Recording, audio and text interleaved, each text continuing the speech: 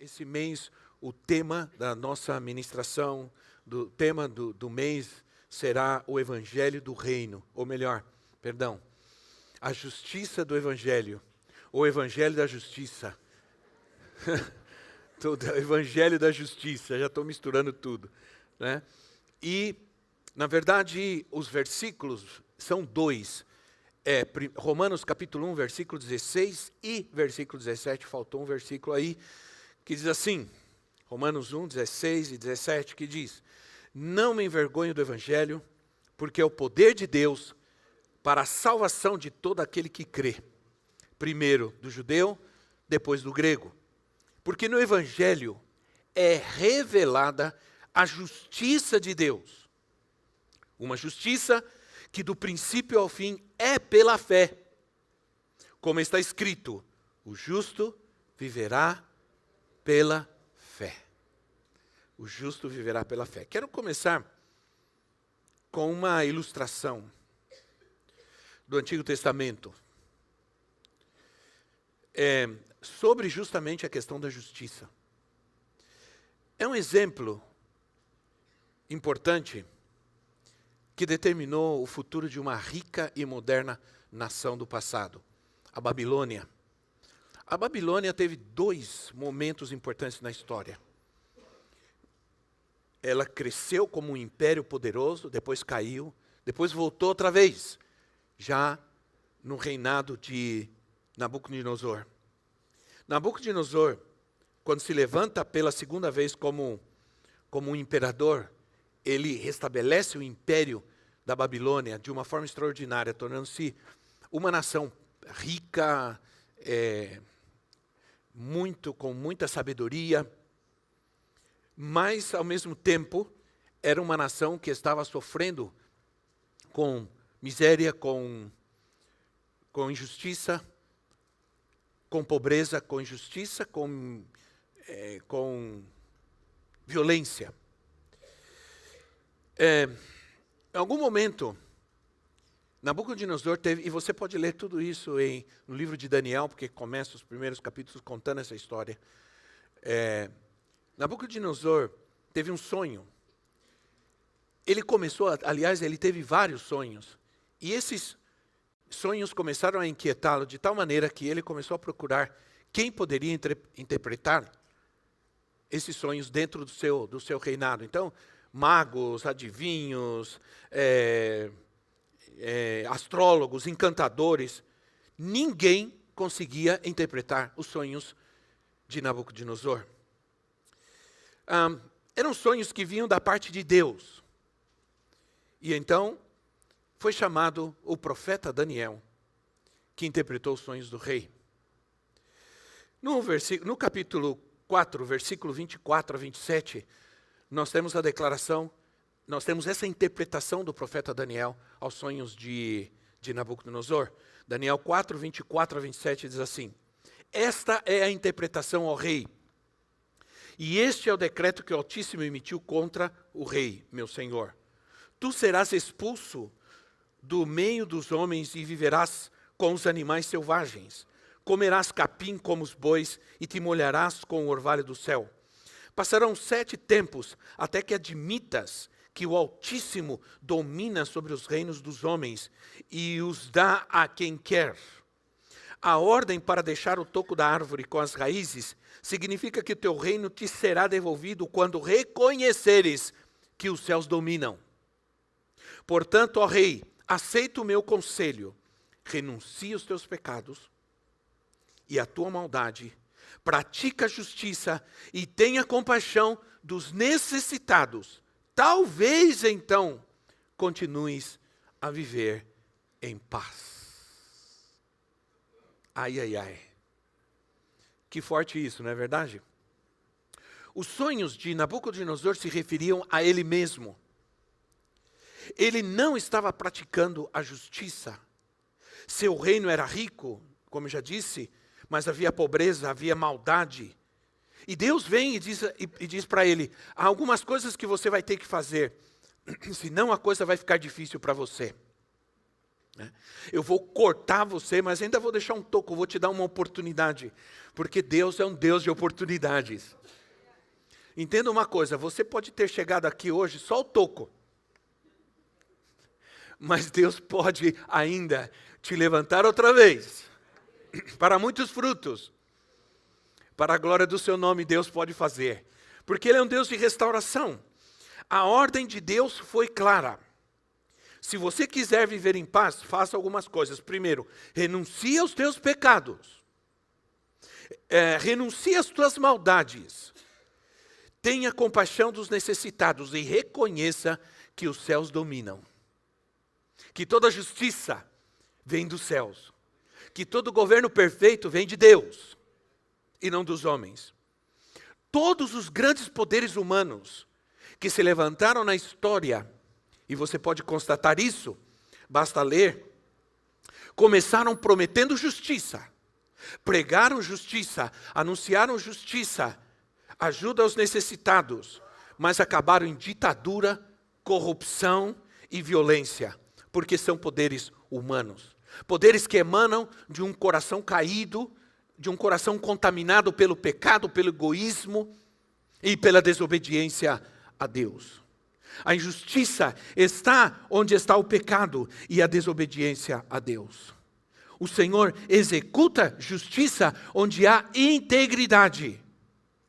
Mas Ele abomina essa justiça que é maligna, que é resultado do pecado, da vaidade, do orgulho humano e da ostentação humana e do desejo de poder. Salmos 26:1. Salmos 26:1 diz assim: faze-me justiça, Senhor, pois tenho vivido com integridade, tenho confiado no Senhor sem vacilação. Eu tenho vivido em integridade, então pode fazer justiça na minha vida. A primeira coisa que quero declarar para vocês hoje é que a única e verdadeira justiça está em Jesus Cristo.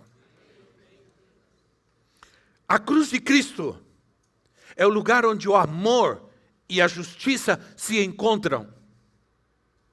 É na cruz de Cristo. E é hoje o que celebramos hoje aqui. Esse encontro entre o amor e a justiça na cruz do Calvário é que traz redenção ao homem.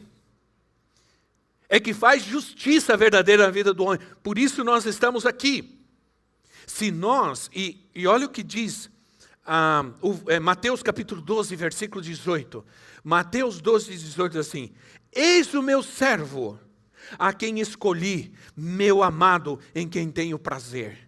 Porei sobre ele o meu espírito, e ele anunciará a justiça às nações. Ele anunciará a justiça às nações. Se nós vacilarmos em confiar em Deus e na sua palavra, não haverá justiça para este mundo. Eu vou repetir. Se nós vacilarmos em crer, em confiar em Deus e na sua palavra, não haverá justiça para este mundo. Tem gente dando para trás, relativizando a palavra de Deus, negando em alguns momentos os valores e a fé cristã, em troca de poder, de qualquer outra coisa que não é importante. Se isso continua acontecendo, não haverá justiça para esse país. Mas se os servos do Senhor se levantam nessa terra, se homens e mulheres de fé se levantarem nesse país, ao nosso redor, dentro da sua casa, Deus vai trazer transformação, Deus vai fazer justiça aí.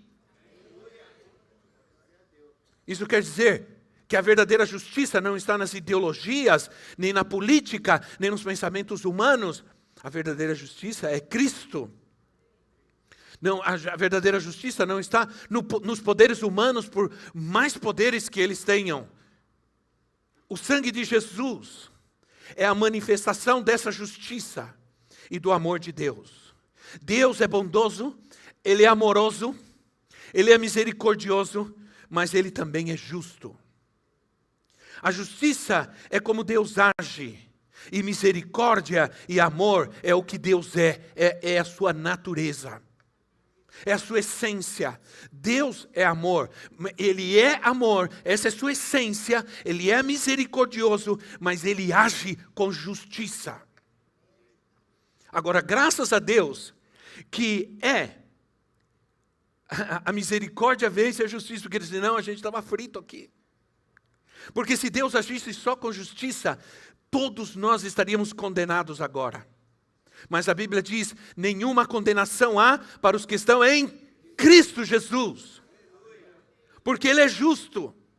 Porque a sua justiça, a sua misericórdia prevalece sobre a sua justiça. E antes de agir com justiça, Ele age com misericórdia. Por isso a justiça vai acontecer antes do juízo.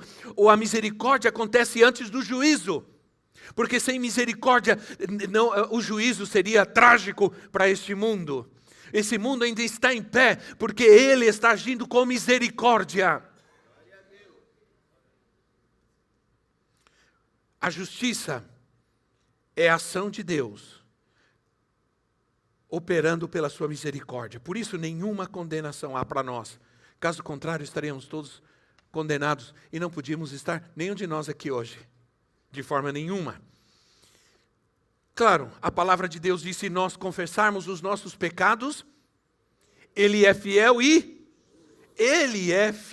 e justo para perdoar os nossos pecados e nos purificar de toda injustiça. Graças a Deus, esse versículo não diz que Ele é misericordioso e bondoso, diz que Ele é fiel e justo para nos perdoar. Então a base do perdão de Deus é a justiça e não a misericórdia. Ele é fiel Ele é fiel à sua própria justiça. Se Ele não fosse fiel à sua própria justiça, nunca seríamos justificados. Jamais. Então, Ele é fiel e misericordioso. Mas Ele também é justo. Graças a Deus que a misericórdia triunfa sobre a justiça. Obrigado pela tua misericórdia, Senhor. Porque as tuas misericórdias são a causa de nós não sermos destruídos. Diz a palavra de Deus.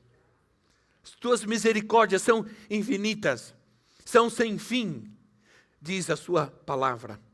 Quando você confessa o seu pecado, você deve ter absoluta certeza de que você é perdoado. De que você foi perdoado. Porque o pagamento pelo teu pecado foi o sangue de Jesus. Por causa da sua justiça é que Ele nos perdoa. Tudo isso é graça. Tudo isso se chama graça. A graça é o veículo. Ou melhor, a cruz é o veículo da graça. Vamos dizer assim. Se nós não passarmos pela cruz, não somos alcançados pela graça, porque ela vem a nós por meio da cruz. Ela chega até nós por meio da cruz. Deus não nos perdoa ou tem misericórdia de nós porque somos lindos, porque somos, embora sejamos. Deus não nos perdoa e tem misericórdia de nós porque somos bons. Não.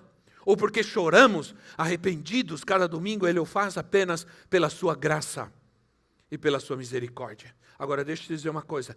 Deus ainda está esperando. Não que Deus não esteja vendo, mas Ele ainda está esperando que você mude, que você se arrependa, que você se volte para Ele, que você afirme seus passos.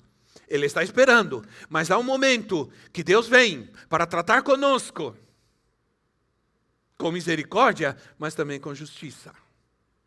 Não espere muito tempo, porque a paciência de Deus, ela é infinita, mas em algum momento Deus não vai permitir que você continue assim, subindo, descendo, para cima e para baixo, vem, vai, vem, vive aqui, vive ali, vai aqui, vai ali. Uma hora a graça ela tem um preço. A graça, ela é grátis. Ela é grátis? Não. A graça tem um preço. A graça é graça, mas há um preço. Ela é graça, mas não é barata. Ela é graça, mas não está em liquidação. Então, há um versículo que me dá um pouco de medo quando eu leio. Né? Ele diz assim, lá em Romanos 9,18, diz assim, portanto, Deus tem misericórdia de quem Ele quer e endurece a quem Ele quer. Então, cuidado. Agora, a verdadeira justiça também está no Evangelho, porque o homem não pode justificar a si mesmo. Ele não pode determinar a si mesmo o que é certo, o que é errado. Embora esse é o grande problema da humanidade hoje. Todo mundo, em todo lugar, você abre as redes sociais e tudo que as pessoas dizem, isso é certo, isso é errado. Aquele está certo, esse está errado. Aquele mente, aquele não mente, aquele fala... É uma loucura. A questão da verdade, da mentira, da verdade, do erro, do certo e do errado, virou uma discussão sem fim, porque o homem não é capaz de determinar o que é certo, o que é errado. O que é certo e errado vem de Deus, somente Ele pode determinar o que é certo, o que é errado. Ninguém mais tem essa capacidade. E o homem não pode justificar a si mesmo, embora ele tente. Quando Adão e Eva pecaram, a primeira coisa que eles fizeram foi tentar se justificar. E sabe o que eles fizeram? A palavra seria, coser também se diz em português, coser, costurar. Não sei se é possível isso. Fizeram vestimentas de folhas. De folhas. De figueira, sei lá. Né? Isso era uma tentativa inútil, porque uma folha, ela seca e cai. E vai aparecer tudo.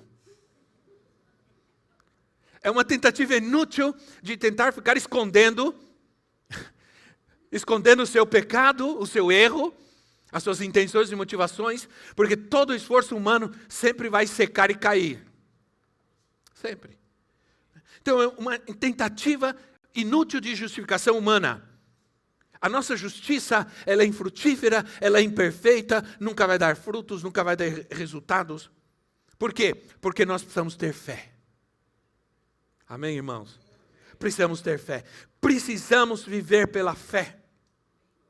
Se vivermos pela fé, vamos ter respostas de Deus. As pessoas ao nosso redor vão se salvar. As situações ao nosso redor vão mudar. Você crê nisso, irmãos? E essa fé vai me levar a fazer a vontade de Deus e não a minha vontade. Segundo os judeus, a passagem mais linda, mais poderosa da Bíblia é a passagem no Antigo Testamento, é a passagem que Paulo menciona aqui no versículo 17. Está em Abacuque capítulo 2, versículo 4. Quando diz assim, no final do versículo, o justo viverá pela fé. Isso é uma poesia. Isso para os judeus é uma coisa extraordinária. Aliás, toda a Bíblia pode ser resumida nesse versículo. Toda a história da redenção pode ser resumida nisso. Todo o propósito de Deus pode ser reunido nisso. Homens vão viver pela fé. Homens serão chamados justos e vão viver pela fé. Homens serão justificados e vão ter fé em Deus. Isso fala de restauração, isso fala de redenção, isso fala de vida, de vitória, isso fala do céu, isso fala de esperança. Porque quem não tem fé nessa terra está mal, está frito. Sim ou não, irmãos? Você se alegra em ter fé? Diga, eu tenho fé, eu creio. Nem que você tenha que dizer como aquele pai disse para Jesus, Senhor, eu creio, mas ajuda na minha fé. Dá uma força, Senhor. Né? Precisamos. Essa passagem, o apóstolo Paulo usa essa passagem em hebreu. Eu vou falar sobre isso daqui a pouco, mas ele usa essa passagem e ele sabe que essa mensagem ela é uma mensagem poderosa na Bíblia. E ele expressa isso em Hebreus capítulo 10, versículo 38, ou melhor, o autor de Hebreus expressa no capítulo 10, versículo 38 e 39, ele diz, o meu justo, quem está dizendo isso? O Senhor, o meu justo viverá pela fé. E se retroceder, não me agradarei dele. Pois nós, porém, não somos dos que retrocedem. Aleluia. E são destruídos, mas dos que creem e são salvos. Vou repetir esse versículo porque acho que você não entendeu direito. Né? Diz assim, o meu justo viverá pela fé. Aleluia. Aí diz, e se ele retroceder, não me agradarei dele.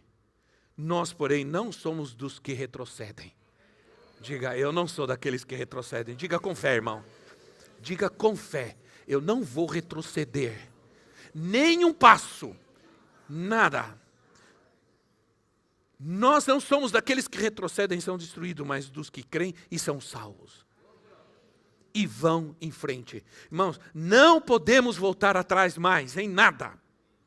Não temos mais tempo de voltar atrás na nossa fé, no que nós cremos, nossos valores. Devemos continuar caminhando para o alvo, proposto pelo Senhor, caminhando em direção à vontade de Deus. Não importa o que aconteça, não importa o que esteja acontecendo, não vou retroceder, não vou voltar atrás, vou seguir adiante. Há um lugar que vou me encontrar com o Senhor, e nesse lugar é um lugar de paz, de vitória, de cura, de milagre. É um lugar onde opera a fé. O lugar onde está o milagre, o lugar onde está a vida, o lugar onde está a saúde, é o lugar onde está a fé.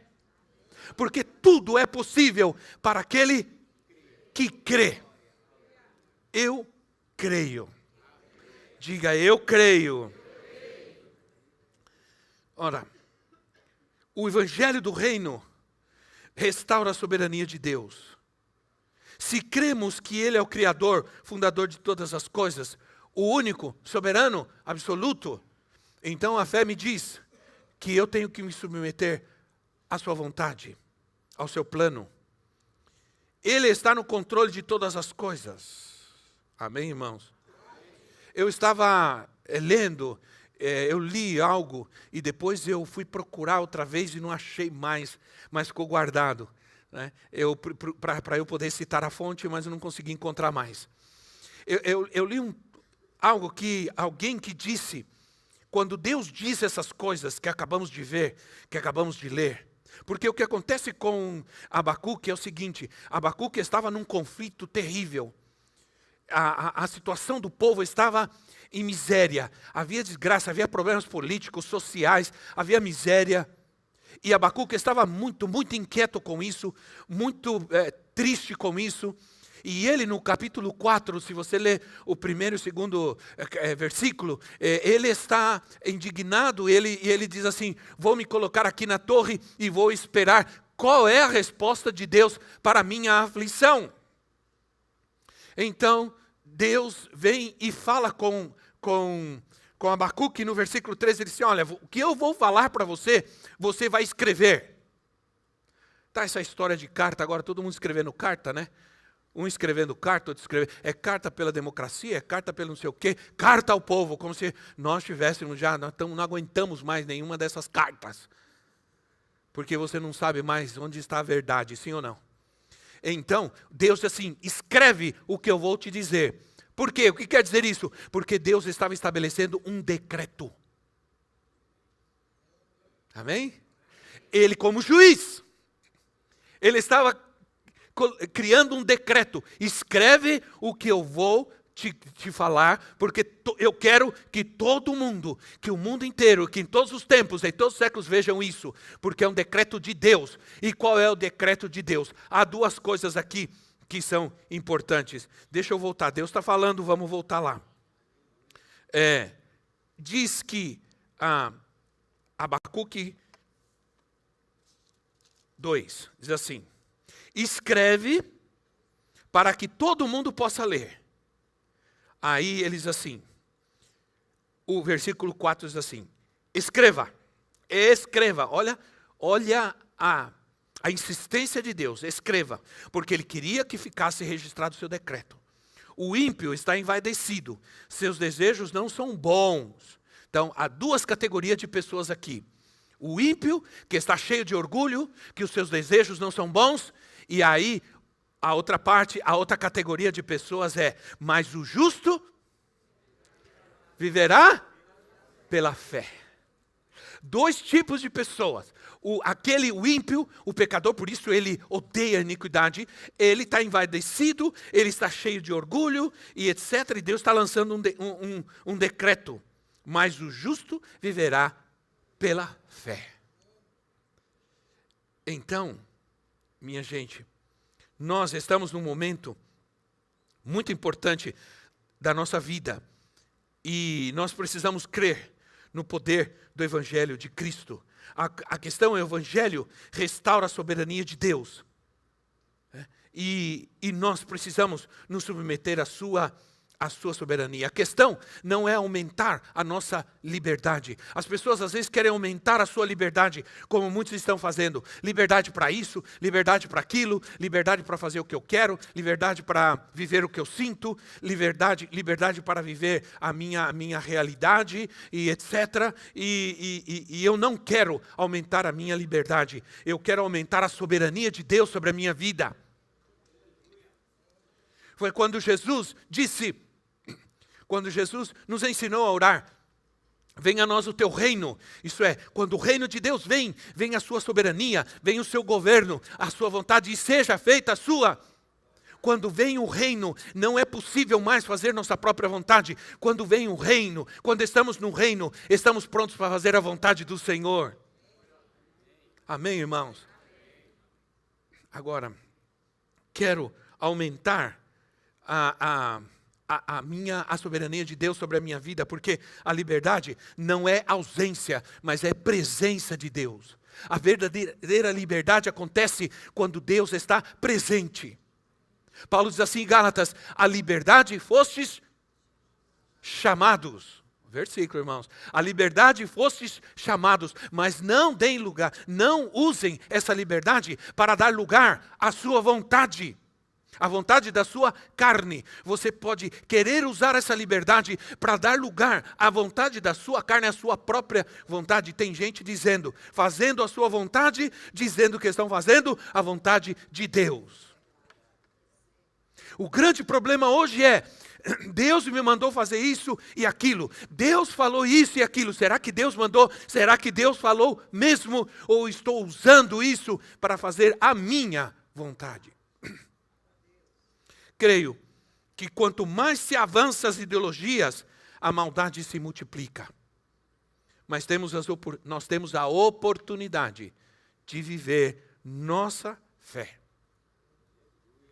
3 coisas serão exigidas de nós nesses últimos tempos, irmãos: convicção, compaixão e coragem. Vamos ter que ter coragem para não arredar o pé da nossa fé, dos nossos valores e da palavra de Deus. Porque a única forma de se crer nas ideologias e de dizer que elas não são pecados, não é pecado, é renunciar à palavra de Deus, é dar as costas à palavra de Deus, é fechar a palavra de Deus e esquecer da palavra de Deus. É a única maneira. Então, a verdadeira justiça está no reino de Deus.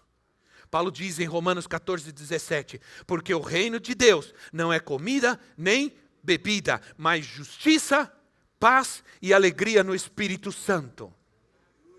O reino de Deus é justiça. O reino fala sobre o governo, onde ele governa a justiça. Não importa se às vezes as pedras estão clamando. Não importa, irmãos. Ele usou Ciro, um ímpio, um gentil ímpio. Ele usou Ciro para cumprir os seus propósitos. Se Deus disse assim: se vocês não clamarem, as pedras vão clamar. Entende? Às vezes a gente não quer entender isso, mas nós cremos e não deixamos, e nós rejeitamos às vezes o que Deus diz. Mas tem gente, você já viu a diferença que acontece no nosso país entre aqueles que rejeitaram ficar firme nos seus valores e aqueles que são pedra, estão clamando e alguma coisa está acontecendo. Então o reino fala sobre esse governo, trazendo cura. Quando vem o reino de Deus, vem a justiça traz cura ao homem, à sociedade. Infelizmente, os homens estão ignorando a justiça de Deus e manifestando e levantando sua própria justiça. Paulo diz isso em Romanos capítulo 10, no versículo 13, ele diz: portanto, ignorando a justiça que vem de Deus, procurando estabelecer a sua própria, não se submetem à justiça de Deus, não se submetem, e criam sua própria justiça. Entenda uma coisa: Jesus Cristo nunca se juntou com guerrilhas no seu tempo. Ele nunca se uniu às manifestações. Ele disse, vamos, vem povo, vamos nos manifestar contra Roma, por causa do seu império, por causa da sua injustiça, por causa do seu domínio. Nunca, muito menos ele procurou lutar e se unir aos políticos da sua época. Ele operou, o que ele fez? Ele operou milagres, ele curou os enfermos, ele libertou os cativos, ele salvou o perdido. E ele atendeu e matou a fome do necessitado. Porque o seu propósito foi instaurar a fé, salvar o perdido, trazendo salvação. E ele fez isso entregando a sua vida, pagando o preço, derramando o seu sangue lá na cruz. Isso é a essência do Evangelho. Então, olha, ele ensinou o homem que ele deve se arrepender de novo, para que tenha suas necessidades supridas pelo Pai Celestial. Ele convida os sobrecarregados e os aflitos a que venham a Ele, a que o busquem, a encontrar nele o descanso e o alívio. É esse o chamado que ele faz. Ele ensinou que o reino de Deus e a sua justiça deve estar em primeiro lugar na vida de quem o busca. Como resultado disso, ele vai trazer provisão. Haverá suprimento para as necessidades básicas e cura para a sua terra. Olha, leia comigo Isaías capítulo 58, versículo 11. É uma passagem poderosa, é uma passagem profética para nós, para você hoje aqui. Saia com essa palavra na tua vida, desse lugar hoje. Diz assim, o Senhor o guiará constantemente, satisfará os seus desejos numa terra ressequida pelo sol e fortalecerá os seus ossos. Você será como um jardim bem regado, como uma fonte cujas águas nunca faltam. Seu povo reconstruirá as velhas ruínas e restaurará os alicerces antigos. Você será chamado reparador de muros, restaurador de ruas e de moradias. Nossa maneira de viver deve impactar mais do que as nossas palavras nesse tempo. A nossa maneira de viver vai poder trazer transformação e restauração a lugares caídos, destruídos. A começar pela sua casa. Pela sua casa. Você crê nisso? Você pode dizer amém a isso? Eu quero ser um restaurador da minha família. Eu quero ser um restaurador, não um destruidor, mas um restaurador da minha casa. Eu quero ser um restaurador da minha vida. Eu quero reparar o que está errado. Eu quero ver tudo ao meu redor se transformar pelo poder de Deus, pela presença dEle na minha vida, pela sua palavra, pela oração, pela fé. Quero viver a cura que o Evangelho do Reino vai trazer a essa terra com a justiça de Deus. É tão interessante o que acontece, por exemplo, quando Jesus vai a Gadara, atravessa o mar e é uma província de 10 cidades. E Decápolis se chama aquele lugar, são 10 cidades, e Gadara era uma cidade de Decápolis. E quando Jesus coloca o pé naquele lugar, quando Jesus coloca o pé ali, todos os demônios que estavam na vida de um homem vieram correndo. Entenda uma coisa, Jesus coloca o pé naquela terra, todos os demônios vêm. Aquele homem tinha uma legião de demônios, ele sai do cemitério, ele corre para Jesus, e ele sabia que, o diabo sabia que Jesus, ao colocar o pé ali, agora eu preciso contar uma coisa para você. Lá atrás, quando o povo de Israel foi entrar na terra prometida, 2 tribos quiseram ficar ali onde é a região de Gadara. Eles não quiseram atravessar. Pediram permissão a Moisés. Josué permitiu. Eles entraram, guerrearam, depois voltaram e tomaram aquela região. E eles eram pastores de cabras. Mas quando Jesus pisa ali havia criação de porcos. Entenda uma coisa, por que Jesus foi ali? Porque Jesus só colocou o pé ali, transformou aquele homem, expulsou aqueles demônios e saiu dali. Ele foi ali para colocar e estabelecer o reino de Deus ali e dizer, esse lugar agora vai ser transformado, vocês não vão mais criar porcos, vocês são povo de Deus. Vocês vão ser restaurados. Ele restaurou aquele lugar, diz que ele voltou, entrou no barco e saiu, e toda aquela região se ouviu falar do Evangelho. Entende?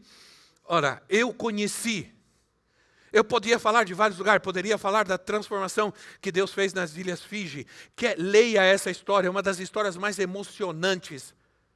As Ilhas Fiji são mais de 200 ilhas.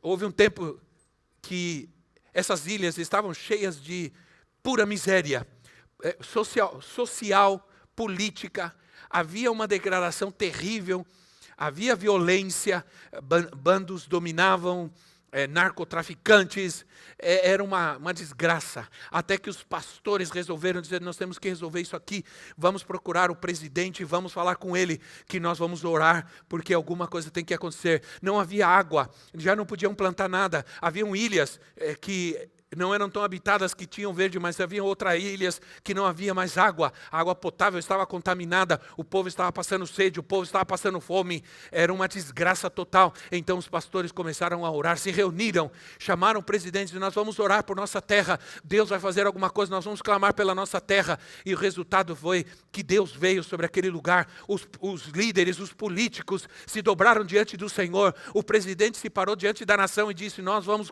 colocar esse país nas mãos do Senhor, o único Deus que pode trazer cura a essa terra. Para resumir a história, a terra foi curada, a água se tornou potável, os presos foram libertos. Não, hoje nas Ilhas Fiji não há prisão, não há violência, não há miséria, há abundância, há fé, porque Deus transformou aquele lugar. Nós vivemos em Guatemala. Uma vez cheguei no supermercado, e conversando com alguém me disse, uma cenoura desse tamanho do meu braço aqui. Que cenoura é essa? Que coisa enorme dessa? É de almolonga. É de almolonga. Um alface que você pegava assim com as duas mãos, não é essa coisinha que você pega aí, hidropônica, que não tem gosto de nada. Não, um alface, um repolho de 2 quilos. Aí você pergunta, mas como aconteceu isso? E a história de Almolonga é poderosa, poderosa. Porque correu por todo mundo. Veio gente de todas as nações do mundo para gravar o que estava acontecendo ali. Um lugar seco, um pueblo indígena, seco, não estavam conseguindo plantar nada, plantavam alguma mandioca, plantavam algum milho, não se podia plantar nada, não havia água. Os homens bebiam, as mulheres trabalhavam com uma criança nas costas, carregando outra, plantando alguma coisinha para ter o que comer. Os homens de manhã já estavam jogados no chão. E a gente viu isso muitas vezes, a gente viu isso na cidade de Guatemala, muitas vezes isso. Era um lugar que cheirava a urina em todo lugar, porque os homens andavam urinados, porque andavam bêbados, não tinham responsabilidade, batiam nas mulheres, agrediam as mulheres, eram violentos. Era um lugar que não tinha nada, era miséria, pobreza total. Aí um dia um pastor de uma pequena igreja disse, isso não pode continuar assim, isso não pode continuar desse jeito. Vejam, irmãos, muitas vezes é necessário ter indignação, é necessário a gente ter indignação. Está faltando indignação com a miséria deste mundo, com o que está acontecendo em nossa família. Estamos acomodados, estamos aceitando que as coisas são assim, e não pode ser assim. Então esse pastor, ele disse, eu vou orar por essa cidade, eu vou orar pelo nosso pueblo. E ele começou a sair todo dia, 5 horas da manhã, ele andava quilômetros assim ao redor da cidade, orando, e dizendo, Senhor, sara essa terra, Senhor, traz novamente vida a este lugar, Senhor, sara essa terra, Senhor, liberta este povo, Senhor, faz a tua obra. A cadeia cheia de gente, boteco, bares por todo lugar, as pessoas bebiam, era uma coisa impressionante. Então, um dia ele estava caminhando, não sei quanto tempo, não me lembro exatamente, ele estava caminhando e ele encontrou um homem jogado no chão, e esse homem era um homem importante na cidade, mas tinha passado a noite jogado ali de tanto que tinha bebido. Ele falou com esse homem, falou de Jesus para ele, levou ele para casa. Esse homem recebeu a Cristo, e esse homem disse, olha... no outro dia, esse homem saiu para orar com ele. E quando a família viu que a transformação na vida desse homem, começou a sair para orar com o pastor também. E de repente já não estava sozinho, já havia um grupo grande com ele, andando ao redor da cidade orando. Um dia eles estavam caminhando, veio alguém e disse assim, olha, a fulana de tal, que era a bruxa da cidade, que era aquela mulher que todos se lembram, aquelas benzedeiras que todo mundo ia lá, todo mundo ia ouvir, a avó tal, a tia tal, não sei lá. E aí, ela disse, tá mandando te chamar. Aí eles foram lá, quando chegou a mulher, estava com câncer na cama. E cheio de gente na porta, gente chorando, ele entrou e ele orou pela mulher. A mulher recebeu a Cristo e foi curada. Agora era a mulher, a família do homem, a mulher, todo mundo que cria nela, que já não cria mais, todo mundo agora rodando a cidade orando. De repente já havia uma multidão de gente rodeando a cidade orando. A água começou a brotar do solo. A água começou a brotar do solo. Eles começaram a plantar e a colher. Deus trouxe abundância, verdura, frutas. Eles começaram a vender os seus produtos, não só para Guatemala, mas para fora do país. Eles começaram a montar uma grande cooperativa, compraram caminhões. Eles chegavam nas agências de caminhões e diziam, olha, eu quero aquele caminhão lá. Ah tá, como o senhor vai pagar? Pegava a sacola, vou pagar em dinheiro. Uma sacola de dinheiro está aqui. Aí eles colocavam adesivo, presente de Deus. Vamos embora, Deus está prosperando. Quando você chega em Almolonga hoje, é um vale verde, verde, verde, verde. As pessoas estão felizes, não tem mais cadeia, não tem mais boteco. Isso é o que Deus faz. Essa é a justiça de Deus.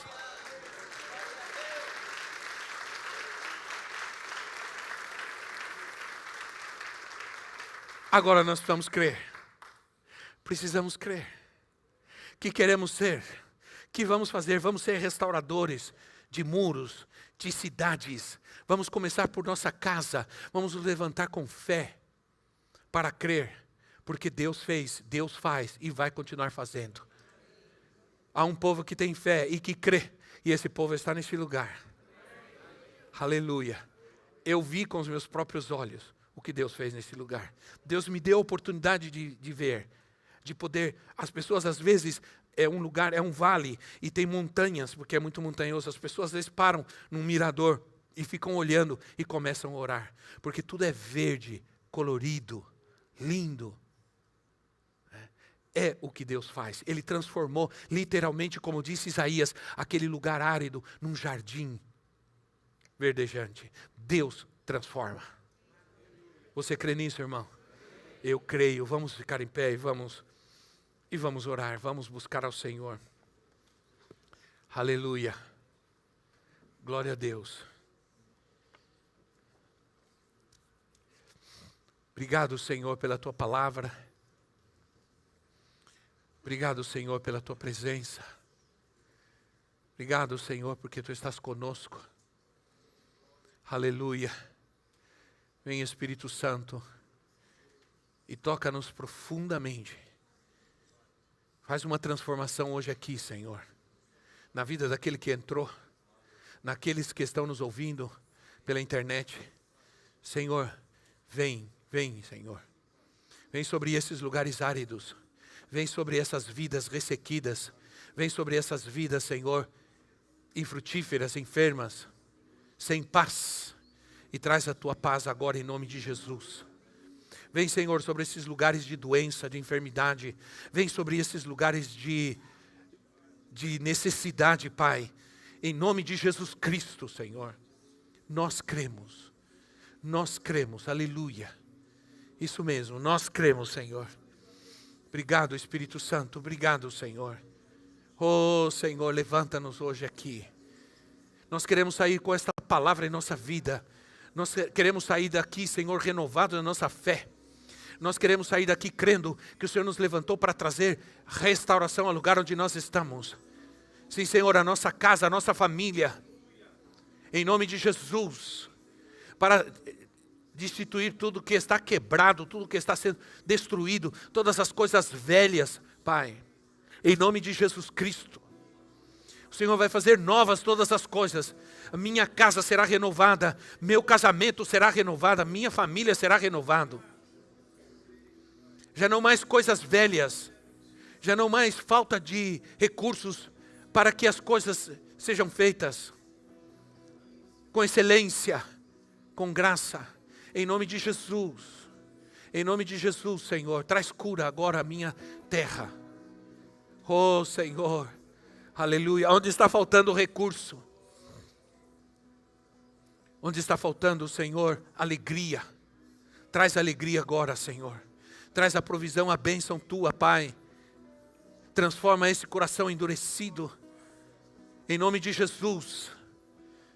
Haz a tua cura, Senhor. Faz o milagre, Jesus. Quantos vão clamar pelo milagre do Senhor na sua vida hoje, na sua casa?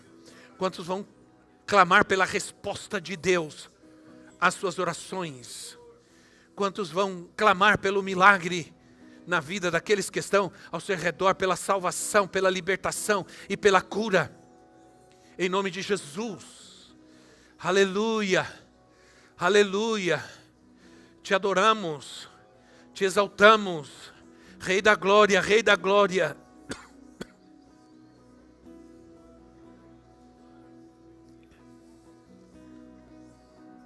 Tenho certeza que se eu perguntar agora, aqui, quantos querem ser restauradores de muro, quantos querem ser usados por Deus para manifestar o reino dele nessa terra, todos vocês vão levantar as suas mãos, todos vocês vão querer. Mas eu tenho, enquanto eu estou orando, o Espírito Santo está falando ao meu coração. E eu tenho um chamado muito específico para você. Não será para todos, será para alguns. E esse chamado é sobre uma restauração do Senhor em alguma coisa da sua vida. E principalmente na questão da casa, da família. Olha, o que eu vi alguns lugares cheios de coisas velhas, coisas quebradas, e você não consegue, não há recursos para ter coisas novas. Estou vendo muita coisa deteriorada, e você está usando porque não tem condições de ter algo novo, algo melhor, e esse não é o propósito de Deus para a sua vida. Estou vendo questões de doença, de enfermidade, estou vendo questões de depressão, tristeza. Há muito mais gente deprimida no mundo hoje do que a gente pode imaginar. Está cheio de gente deprimida ao nosso redor. Está cheio de gente sorrindo e cheio de depressão no coração, cheio de tristeza e angústia. Você não está conseguindo reconstruir alguma coisa. Veja que alguma coisa está parada há bastante tempo e você não consegue reconstruir. Você começou, mas não consegue terminar. E isso se está deteriorando. Isso não se refere apenas a coisas materiais, mas também a sonhos e projetos. E nós vamos orar por você.